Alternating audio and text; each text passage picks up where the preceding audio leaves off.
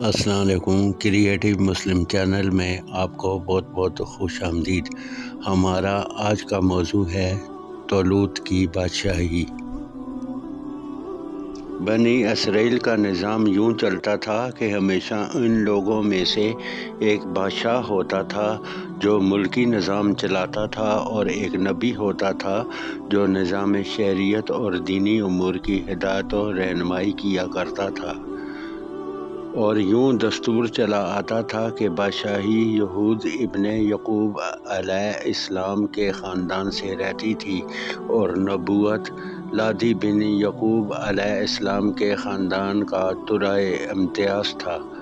حضرت شمویل علیہ السلام جب نبوت سے سرفراز کیے گئے تو ان کے زمانے میں کوئی بادشاہ نہیں تھا، تو بنی اسرائیل نے آپ سے درخواست کی کہ آپ کسی کو ہمارا بادشاہ بنا دیجیے، تو آپ نے حکم خداوندی کے مطابق طالوت کو بادشاہ بنا دیا، جو بنی اسرائیل میں سب سے زیادہ طاقتور اور سب سے بڑا عالم تھا، لیکن بہت ہی غریب و مفلس تھا۔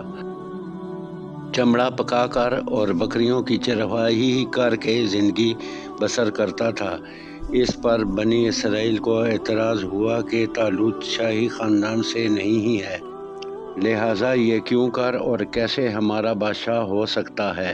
اس سے زیادہ تو بادشاہت کے حقدار ہم لوگ ہیں، کیونکہ ہم لوگ شاہی خاندان سے ہیں۔ پھر طالوت کے پاس کچھ زیادہ مال بھی نہیں ہے۔ ایک غریب و مفلس انسان بھلا تخت شاہی کے لائق کیوں کر ہو سکتا ہے؟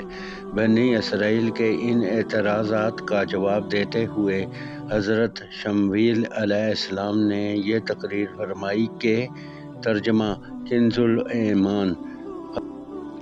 فرمایا، اسے اللہ نے تم پر چن لیا اور اسے علم اور جسم میں کشادگی زیادہ دی، اور اللہ اپنا ملک جسے چاہے دے، اور اللہ وسعت والا علم والا ہے۔ اور ان سے ان کے نبی نے فرمایا، اس کی بادشاہی کی نشانی یہ ہے کہ آئے تمہارے پاس تابوت جس میں تمہارے رب کی طرف سے دلوں کا چین ہے۔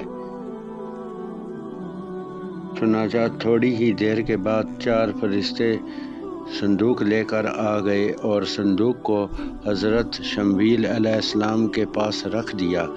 یہ دیکھ کر تمام بنی اسرائیل نے طالوت کی بادشاہی کو تسلیم کر لیا، اور آپ نے بادشاہ بن کر نہ صرف انتظام ملکی سنبھالا، بلکہ بنی اسرائیل کی فوج بھرتی کر کے قوم عمالقہ کے کفار سے جہاد بھی فرمایا۔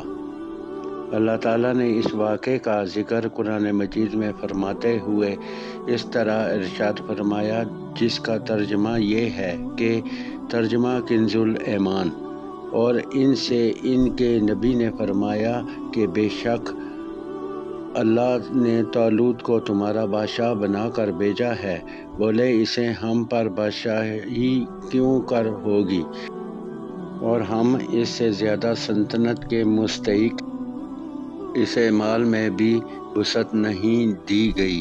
فرمایا، اسے اللہ نے تم پر چن لیا اور اسے علم اور جسم میں کشادگی زیادہ دی، اور اللہ اپنا ملک جسے چاہے دے، اور اللہ وسعت والا علم والا ہے۔ اور ان سے ان کے نبی نے فرمایا، اس کی بادشاہی کی نشانی یہ ہے کہ آئے تمہارے پاس تابوت جس میں تمہارے رب کی طرف سے دلوں کا چین ہے اور کچھ بچی ہوئی چیزیں ہیں۔